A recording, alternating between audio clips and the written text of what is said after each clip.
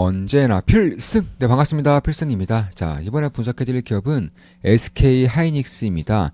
자, SK 하이닉스가 최근에 이제 주가 조정이 꽤나 좀 강하게 받고 있어요. 그런 과정에서 가장 핵심이 되는 이유는 여기 AI 사이클이 여기서 끝날 수가 있다. 그러니까 AI 사이클 현재는 버블이기 때문에 버블이 무너지면 AI 관련된 기업들의 주가 역시나 무너질 수밖에 없다. 이런 논리가 굉장히 좀 강하게 일고 있는 것 같아요. 결론부터 말씀드릴게요. 저는 AI 사이클이 여기서 끝나지 않는다라고 보고 있습니다. 지금의 사이클은 극초기에 가깝다라고 보고 있어요. 따라서 HBM과 메모리 반도체 쪽에서 가장 뛰어난 경쟁력을 가지고 있는 SK하이닉스가 수혜를 오랫동안 볼 수 있다라고 판단을 하고 있으면서도 지금의 조정은 그냥 첫 번째 조정, 그냥 대세 상승기에 있는 첫 번째 조정 정도로 생각을 하고 있습니다. 따라서 좀 시간을 좀 녹일 필요가 있을 수 있겠지만 결국 지금 정도의 조정은 훗날 지금을 바라봤을 때는 꽤나 좋은 기회가 있을 수 있지 않을까 이렇게 보고 있는 겁니다. 물론 저 역시는 SK하이닉스를 투자를 진행하고 있습니다. 비중이 상당히 커요. 그래서 매수매도 추천 리딩은 아닙니다. 참고하시면 되겠습니다. 일단 본격적인 좀 분석이 앞서서 일단 11월 16일에 이제 우리 이번 달에만 필사단 모임이 5번이 있습니다. 네, 11월 달에만 필사단 멤버 모임, 오프라인 모임입니다. 오프라인 모임에 5번 정도 있었어요. 그래서 그 중에 한 번 이제 이분이 이제 신규 멤버분이신데 신규 멤버분이시고 처음으로 이제 필사단 오프라인 모임에 참석하시고 이렇게 좀 후기를 좀 남겨주셨습니다. 11월 16일에 남겨주셨고요. 자, 어제 너무 피곤해서 이제 기절했다가 이제 보냅니다. 1년 전부터 봐오면서 제가 생각했을 때 가장 투자를 잘하는 건 필승님이고 가장 많이 본 유튜버이기에 강의 전 긴장됐지만 목소리를 듣자마자 친근감으로 안심됐습니다. 첫 번째 강의 내용도 유익했고 앞으로 투자하면서 흔들릴 때가 분명히 생길 것이기에 강의 자료 소중히 보관하면서 주기적으로 읽으면서 마음 다잡겠습니다. 필승님을 보고 느낀 건 일단 정말로 실력이 진짜라는 것입니다. 어떤 질문이든 그 자리에서 막힘없이 답변하는 것, 그리고 강의 중간중간 키옥시 같은 관련된 최신 예시부터 위대한 투자자들의 일화까지 정말 깊이가 남다르다는 걸 알 수 있었습니다. 다음으로는 제가 생각하기에도 이 정도 실력이면 오프라인 활동하는 게 엄청난 리스크이고 사실 사적으로 접근하거나 무례한 분도 많을 텐데 정말 진심으로 잘하는 투자자를 키워내고 싶다라는 게 느껴졌습니다. 저 또한 실력을 길러 스터디에 입성하기 전까지 격가지를 쳐내고 본질에 집중하라는 스님의 투자 핵심 조언처럼 스님의 가르침에만 집중하겠습니다. 조금이라도 더 얻어가고 싶은 저의 조급함에 두서없는 질문이나 퀄리티가 낮은 질문이 섞여 있었는데 최대한 이해하기에 쉽게 답변을 해주셔서 감사했습니다. 꼭 10% 안에 들어가는 스승님의 성취감을 보답하고 싶네요. 적다 보니 항상 글이 너무 기네요. 네.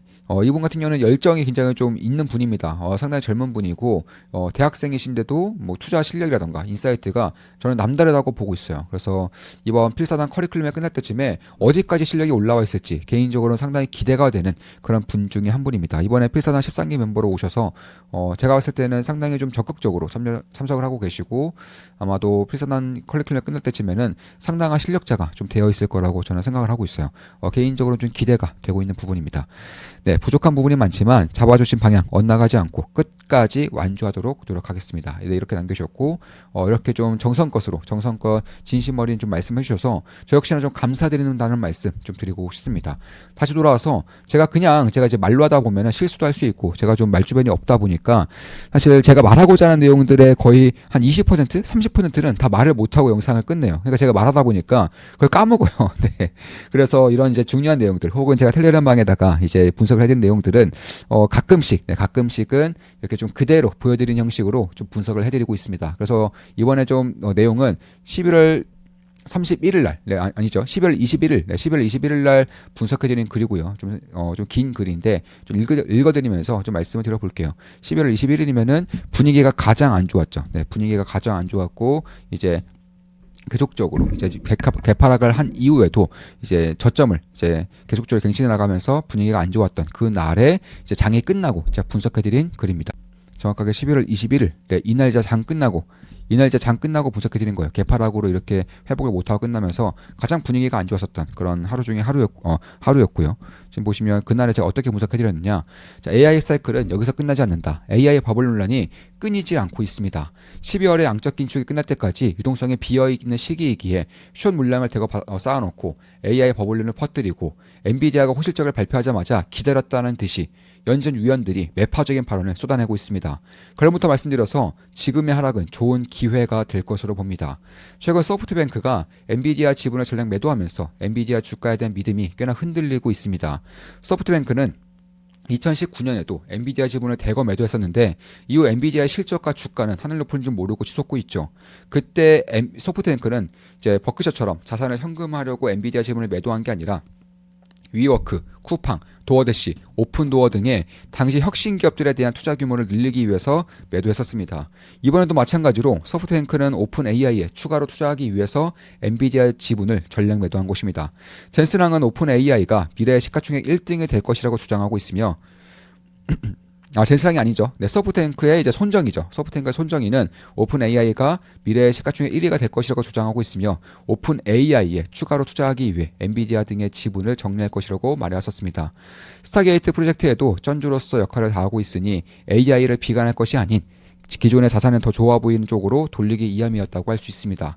투자자가 AI 관련 기업 하나를 매도하고 다른 기업을 매수했다고 해서 AI 산업 전체를 비관하는 게 아닌 것처럼 말입니다. 마이클 버리가 주장하는 감가상각비 논란은 갖가지 팩트와 옵션 만기일로 인한 숏 물량 대거 정산으로 사그라들 것입니다. 마이클 버리의 주장은 GPU의 수명을 의도적으로 늘려 매년 상각되는 감가상각비를 크게 줄였고 비용이 줄어든 만큼 이익에 과대 계산되고 있다는 논리입니다. 무어의 법칙이 깨지면서 매년 반도체 칩의 성능이 월등해지는 시절은 지났으며 신형 칩이 나와도 구형 칩으로 충분한 퍼포먼스를 낼 수 있기에 감가상각 연수가 늘어나는 것은 지극히 자연스러운 현상이라고 할 수 있습니다. 스마트폰 성능 개선이 과거처럼 월등하게 이루어지지 않으면서 교체 시기가 늘어지는 걸 생각하면 이해가 편할 것입니다. 불과 10년 전만 해도 스마트폰을 2년 정도 쓰면 오래 썼다면서 바꿔버렸지만 요새는 5년 이상도 문제없이 쓰는 것처럼 말입니다. 반도체 칩도 성능 개선이 월등하게 이뤄지지 않으니 블랙엘이 출시되어도 구형 모델인 호퍼가 계속해서 쓰이고 있는 것이고 AI 혁신이 워낙 방대하게 이루어지다 보니까 경량형 AI에서도 충분히 활용되고 있습니다. 2020년도에 출시된 모델 엠페어도 훌륭한 성능을 통해 여전히 클라우드 기업들을 대상으로 사들이고 있으니 말 다했죠. 심지어 2017년도에 출시된 모델인 볼타도 기존 데이터 센터 및 연구소에서 여전히 사용되고 있습니다. 오히려 감가상각 연수를 늘려야 하는 게 아닌가 싶은 생각이 들 정도입니다. 고로 빅테크의 감가상각 연수 연장은 주가를 띄우기 위해 의도적으로 회계 마사지를 한 게 아니라 장비들의 수명이 길어진 현실을 자연스레 반영했다고 할 수 있을 것입니다. 이에 대해서는 미국의 빅4 회계법인에서 문제가 없다고 판명한 것이고 너무나 당연한 일이라 머지않아 노이즈가 사그라들 가능성이 큽니다. 빅테크들의 채권 발행을 이유로 닷컴 버블의 재림이라는 말들도 많이 나오고 있습니다. 닷컴 버블 당시에 이른바 닷컴임 기업들이 빚잔치를 해대는 바람에 버블이 붕괴됐으니 이해가 가지 않는 건 아닙니다. 아마존, 구글, 마이크로소프트, 메타 등에 벌어들이는 이익만큼 설비 투자 비중을 늘리고 있고 연이어서 회사채를 발행하고 있는 게 불편해 보일 수는 있겠죠. 허나 닷컴 버블 당시엔 버블로 이름을 날렸던 기업들은 실수요 없이 그저 눈먼 돈들을 빨아들이는 것에 여념이 없었던 것이고 지금의 AI 혁명을 이끌고 있는 기업들은 실질적인 성장을 바탕으로 대규모 투자를 단행하고 있는 것입니다. AI를 통한 생산성 향상을 바탕으로 구글, 마이크로소프트, 메타 등 대규모 인력 구조 조정을 단행하고 있으며 아마존 또한 대규모 구조 조정을 준비 중에 있습니다. 무엇보다 AI의 기반이 되는 클라우드 사업부의 성장성을 보면 AI에 투자하는 게 미래는 물론 지금 당장 필요하다는 것을 알 수 있습니다. 구글, 마이크로소프트의 클라우드 성장률은 40%를 넘어서고 있으며 아마존 또한 성장에 정체되었던 지난 몇 분기와 달리 이번 분기에 20%의 성장을 넘겼습니다. 이들은 AI 산업의 태동으로 불리는 클라우드 수요가 공급을 초과하고 있다고 공통적으로 주장합니다. 닷컴 버블 때는 수익성이 전혀 없는 사업을 닷컴이라는 이름으로 빚잔치를 벌인 것이라면 지금의 AI 혁명은 전혀 다른 모습을 하고 있습니다. 혁신을 이끌고 있는 주체들의 펀더멘탈 자체가 다르고 수요가 다르고 당장의 사업성도 다릅니다. 버블 혼자들의 눈에는 미래의 패권, AI 패권을 이외에 자의를 해가면서 내달리고 있는 것처럼 보이겠지만 실상은 지금 당장의 수익성 또한 놓치지 않고 있는 것입니다. 회계적으로도 회사채 발행이 꼭 비관적으로 볼 수 있는 것이 없는 것이 회사채 발행을 통해 설비 투자를 진행할수록 이자 비용 또한 증가하며 세금을 절약할 수 있습니다. AI 패권 전쟁에 임하는 기업 입장에서 공격적인 회사채 발행을 마다할 필요가 없다고 할 수 있습니다. 물론 대규모로 발행한 회사채들의 만기 때에는 갚지 못하는 상황이 발생할 경우 문제가 생기겠지만 그건 지금 생각할 일이 아닐 것입니다. 무엇보다 금융시장의 호구가 아니죠. 대규모 회사채 발행을 용인하는 데에는 이유가 있으며 적어도 이제 막 시작되는 사이클에서는 금융버블이 터지는 경우는 잘 없습니다. 이번에도 그럴 것입니다. 현재 미국은 중국과의 패권 전쟁 중입니다. 전쟁에서 지면 2등이 아니라 저 밑으로 추락하는 게 패배한 패권국의 숙명입니다. 몇몇 전투에서 지더라도 전쟁에서 이기면 모든 것을 취할 수 있으며 전투에서 이기는 것처럼 보일지언정 전쟁에서 져버리면 모든 것을 잃을 수밖에 없습니다. 이들에게 있어 비용은 그다지 문제가 되지 않습니다. 아무리 많은 비용을 치르더라도 전쟁에서 이기면 모든 것을 거머쥘 수 있는데 무엇이 문제일까요? 비용을 치르는 게 무서워서 전쟁에서 져버리면 모든 것을 잃을 텐데 그깟 비용이 문제가 될 수나 있을까요? 이런 기업들 또한 마찬가지입니다. 현 빅테크는 과거의 빅테크들의 말로를 잘 알고 있습니다. 스마트폰 시대를 준비하지 못해 망해버린 노키아와 블랙베리 그리고 모토로라, 디지털 카메라 시대를 준비하지 못해 망해버린 코닥, 온라인 스트리밍 시대를 준비하지 못해 망해버린 블록버스터, 또 모르죠. 10년 뒤 미래엔 AI를 준비하지 못해 망해버린 빅테크들의 이름이 올라갈 수도. 국가는 기업이든 시대가 바뀌는 현재 전쟁을 치르고 있습니다. 중국 기업들이 무서운 속도로 따라가고 있는 지금 이들은 한 푼 두 푼 아낄 처지가 아니라는 것입니다. AI 패권 전쟁은 이제 막 시작되었고 여느 전쟁들이 그렇듯 둘 중 하나가 패배할 때까지 끝나지 않을 것입니다. 이런 상황에서 AI 설비 투자를 그만두거나 속도를 늦추는 일이 좀처럼 일어나지 않을 것이며 AI 혁명이 대중들의 눈에 선명하게 보일 때 버블 또한 모습을 드러낼 것입니다. JP모건이 미국의 AI 패권을 위해 2천조 원 이상을 투자하겠다고 밝힌 이유를 곰곰이 생각해 볼 때입니다. AI 패권 전쟁이 끝나지 않는 한, AI 발전이 끝나지 않는 한 반도체의 수요 또한 꾸준히 증가할 것입니다. 전 세계가 AI를 사용하는 시대가 오면 반도체의 수요가 어디까지 커질까요? 가까이는 AI LLM부터 자율주행 자동차, 스마트 글라스, UAM, 융합현실, 휴머노이드 로봇까지 AI가 초지능까지 발전하는 과정에서 하드웨어도 꾸준히 발전할 것입니다. 아무리 못해도 내년까지는 반도체의 수요가 완전히 꺾이는 일은 발생하지 않을 것으로 봅니다.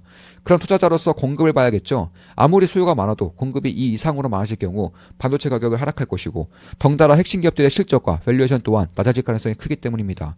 우선 삼성전자가 공급을 크게 늘린다는 얘기가 있는데 실상은 전혀 다르다고 할 수 있습니다. 숫자만 봐도 2023년 설비 투자 규모보다 2026년 설비 투자 규모가 더 작습니다. 반도체 슈퍼사이클의 불기 전보다도 설비 투자 규모가 더 작은데 이걸 두고 공급 과잉이라고 할 수 있을지 의문입니다. SK하이닉스 또한 HBM4 계약을 워낙 많이 받았기 때문에 이쪽 물량을 늘린다는 거지 레거시 디램의 생산량을 크게 늘린다는 게 아닙니다. 삼성전자와 SK하이닉스의 공급 증가 이슈는 더 정확하게 말해 공정전환 이슈라고 할 수 있습니다. 마이크론은 말할 게 딱히 없습니다. 지금까지 쌓아놓은 돈도 빠듯하고 증설할 상황이 아니기 때문입니다. 아무리 빨라도 2017년 이후에야 신규 팹을 지을 수 있을 것입니다. 얼마 전 샘 알트먼이 스타게이트 프로젝트를 공개하면서 한국에 방문했었죠. 그 당시 삼성전자와 SK하이닉스의 풀캐파에 3배 이상의 반도체를 요구했었던 것이 기억납니다. 과장이 있었다 한들 현재 상황이 얼마나 엄중하게 돌아가고 있는지 알 수 있을 것입니다. 좀 더 가까이는 미국 빅테크들의 2026년 설비 투자 규모가 700조가 넘습니다. 이는 올해의 설비 투자 규모보다 30% 이상 증액된 수치이며 핵심 반도체 기업들의 실적을 퀀텀 점프시킬 것입니다. 공급 부족 상태에서 설비 투자 규모가 크게 증가하는 것이기 때문에 가격 급등이 발생해도 이상하지 않을 것이고 이 경우 핵심 기업들의 실적이 어디까지 올라갈지 그리고 밸류에이션이 어떻게 주어질지 판단해 본다면 추세가 여기서 끝날 거라고 생각되지 않습니다. 그리고 미국 빅테크들이 2017년에 예정된 설비 투자 규모는 약 900조 원입니다. 덩달아 중국 빅테크들의 투자 또한 늘어날 수밖에 없을 것이며 AI 패권 전쟁에 밀리지 않기 위해 내달리는 한국, 유럽, 일본, 중동 등의 국가급 수요 또한 시작될 것입니다. AI 빅2 전쟁도 치열하겠지만 AI 빅3 전쟁 또한 치열하게 진행되지 않을 수 없을 것입니다. 반도체 공급은 3년은 더 지나야 본격적으로 늘어날 수 있는 환경이기 때문에 공급 쇼티지가 얼마나 오래 갈 것인지에 대해서는 지금으로서 판단하기 어려운 수준이라고 할 수 있습니다. 지금의 하락은 얼마나 길고 깊게 이어질지는 모르겠으나 유동성의 부족은 올해 내에 상당 부분 해결될 것이며 AI 사이클은 여기서 끝나지 않을 것입니다. 지금의 하락이 기회를 만들어주고 있다고 판단하고 있으며 언제나 그렇듯 놓치지 않을 것입니다. 더욱 정진하겠습니다. 필승 이렇게 연결드렸었던 것이고 그 당시에 11월 21일 날 말씀드렸던 것처럼 저는 AI 반도체 사이클 혹은 AI 사이클이 여기서 끝나지 않았다라고 보고 있는 거예요.